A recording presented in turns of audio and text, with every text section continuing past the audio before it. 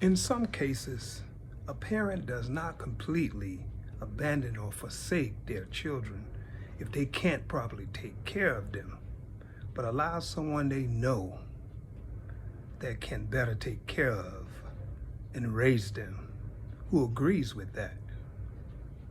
It could be a relative or a friend. And if the parents can often visit their children from time to time and continue a family relationship with their children until they become adults or throughout the rest of their lives, I believe there is nothing wrong with that. There are times when children are taken away from their parents by authorities, child protective services, when a child is in danger or being abused, neglected, or not cared for by their parents. Depending on the situation, they permanently take the child away for the child protection, or temporarily until the parent or parents get the help they need, such as counseling or rehab, if the parent was on drugs, etc. There are times when parents put their children up for adoption for many reasons and causes. In some cases, they reunite again in the future. I believe one of the most fearful things to a parent or parents is not being able to protect their child or children from certain danger or threat. About 3,300 years ago, Moses was adopted by Pharaoh's daughter and later reunited with his Hebrew people, who was God's chosen people. Around this time, Pharaoh, the king of Egypt, commanded all the children of Israel, Hebrew male children, to be put to death. That included Moses because he was born Hebrew by Hebrew parents that lived in Egypt around that time. Why Pharaoh, who was the new king of Egypt around the time Moses was born, enslaved the children of Israel and commanded all the male children to be killed.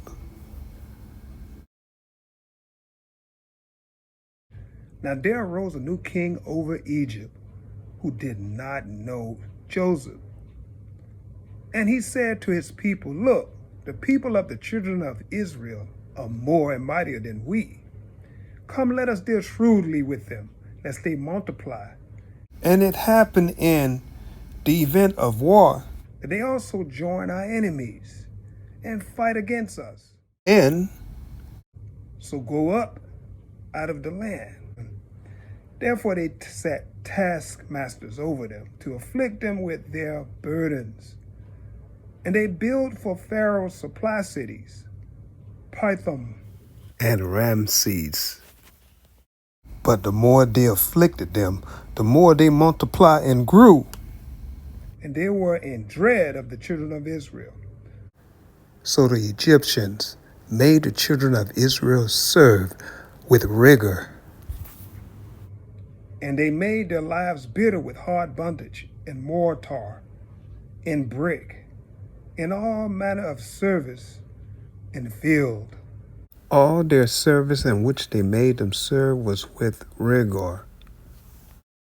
Then the king of Egypt spoke to the Hebrew midwives, of whom the name of one was Shiphrah, and the name of the other Puah. And he said, when you do the duties of a midwife for the Hebrew women, and see them on the birth stools, if it is a son, then you shall kill him. But if it is a daughter, then she shall live. But the midwives feared God and did not do as the king of Egypt commanded them, but saved the male children alive.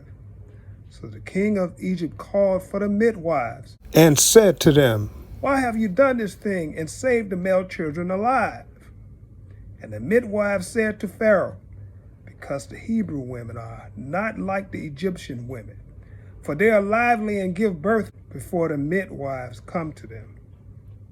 Therefore God dealt well with the midwives, and the people multiplied and grew very mighty. And so it was, because the midwives feared God, that he provided households for them.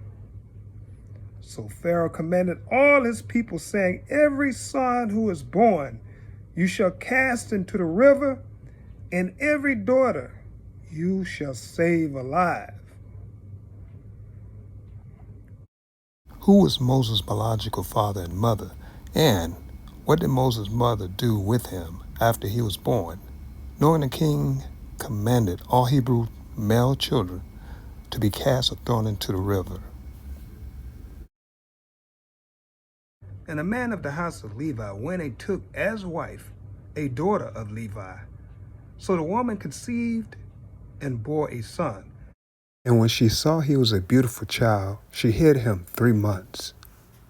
But when she could no longer hide him, she took an ark of bulrushes for him, daubed it with asphalt and pitch, put the child in it, and laid it in the reeds by the river's bank. What did Moses' sister do after witnessing what her mother did with him? And what happened when Pharaoh's daughter came down to bathe in the same river Moses' mother put him in?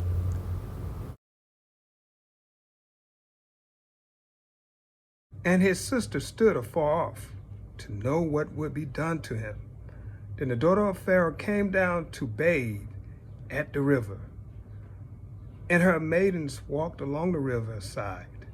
And when she saw the ark among the reeds, she sent her maid to get it. And when she opened it, she saw the child, and behold, the baby wept.